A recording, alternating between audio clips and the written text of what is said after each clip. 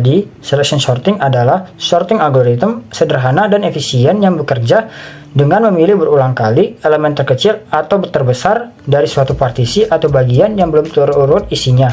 Kemudian, elemen yang terpilih akan dipindahkan ke partisi atau bagian yang akan berisi elemen yang sudah terurut atau menukarnya dengan elemen pertama dari bagian daftar yang tidak diurutkan. Proses ini diulangi untuk sisa bagian yang belum disortir hingga seluruh daftar diurutkan. Sama seperti dengan pengertiannya, selection sort itu kan mengurutkan data dari data yang terkecil sampai data terendah dengan menggunakan metode seleksi. Dengan kita menggunakan metode selection sort ini tuh membuat data itu bisa lebih kita pahami karena lebih rapi dan terstruktur. Dan juga, selection sort ini tuh dapat dikatakan sebagai perbaikan dari metode bubble sort dengan memilah-milah data dari yang terkecil untuk mencatat indeksnya dan melakukan satu kali pertukaran selama proses metode ini. Oke, jadi berikutnya kita bakal ngebahas tentang contoh cara kerja dari selection sort. Untuk itu, kita udah nyiapin sebuah array dengan data sebagai berikut. Ada angka 10, 2, 8, 4, 12, 6, dan 0. Nah, dari data-data itu, mereka bakal ngelaluin sesuatu yang namanya pass. Di setiap pass ini, code akan mencari value terbesar. Jadi, misalnya untuk pass pertama, kita dapat melihat bahwa 10 tuh angka paling besar, yang warna kuning. Nah, kalau misalnya kita lanjut ke barisan ke kanannya, 2, 8, sama 4 itu nggak lebih besar dari 10, tapi 12 lebih besar. Maka, 12 menggantikan posisi 10 sebagai angka terbesar.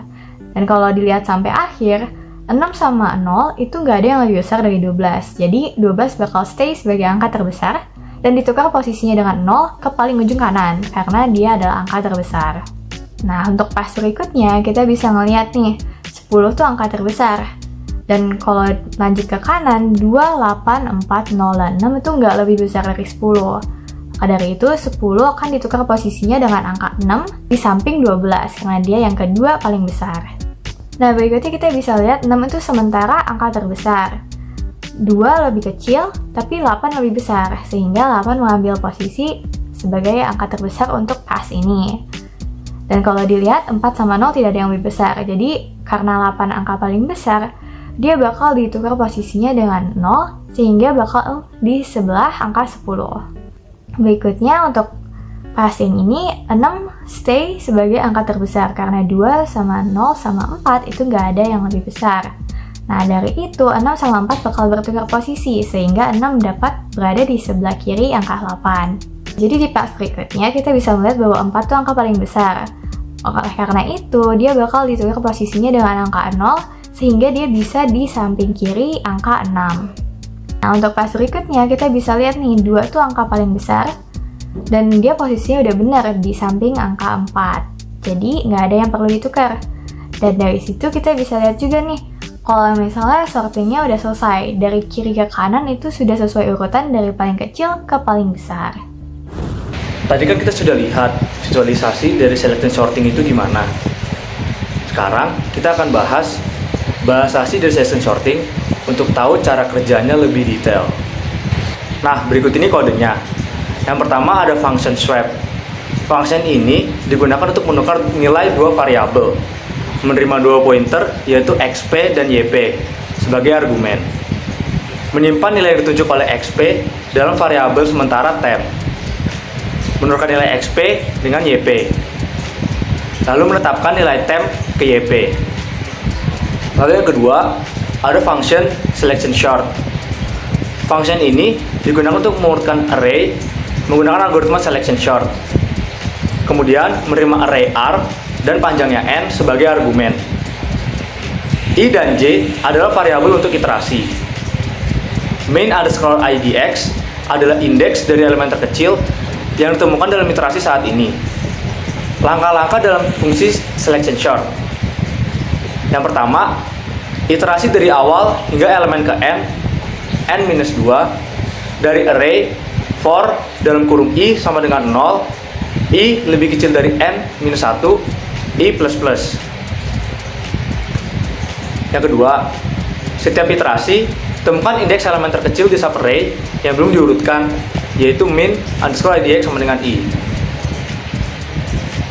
Lalu yang ketiga, cari elemen terkecil di subarray yang belum diurutkan dengan membandingkan setiap elemen, yaitu for dalam kurung j sama dengan i plus 1. J lebih kecil dari n, j plus plus. Keempat, jika ditemukan elemen yang lebih kecil, perbarui min underscore idx. Yang kelima, setelah menemukan elemen terkecil, tukar elemen tersebut dengan elemen pertama di subarray yang belum diurutkan jika min idx tidak sama dengan i. Lalu, ada function print array.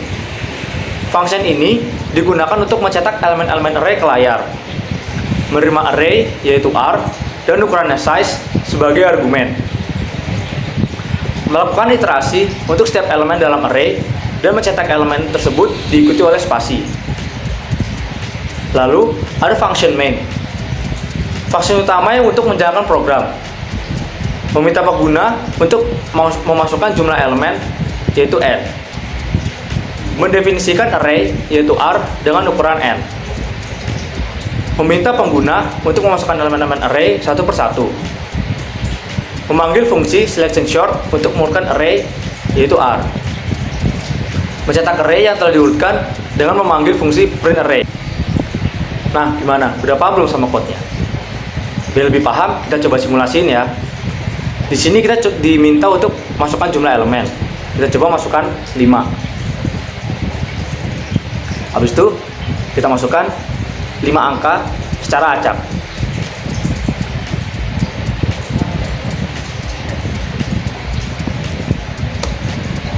Nah, dari kode tadi, dia akan mengurutkan sesuai dengan algoritma selection sort. Nah, ternyata selection sorting ini mempunyai keunggulan dan kelemahannya loh. Apa aja sih? Oke, pertama kita akan bahas keunggulan dari selection sorting ya. Keunggulan yang pertama adalah kesederhanaan yang dimiliki dari selection sorting ini. Algoritma yang dimiliki selection sorting ini dapat dengan mudah diimplementasikan atau dipahami oleh programmer pemula. Keunggulan yang kedua adalah algoritma selection sorting ini cukup efisien untuk data yang kecil, namun tidak efisien untuk data yang besar, karena kompleksitas waktu rata-ratanya dapat dirumuskan dalam O dalam kurung n pangkat 2, dengan n mewakili jumlah suatu elemen dalam satu array.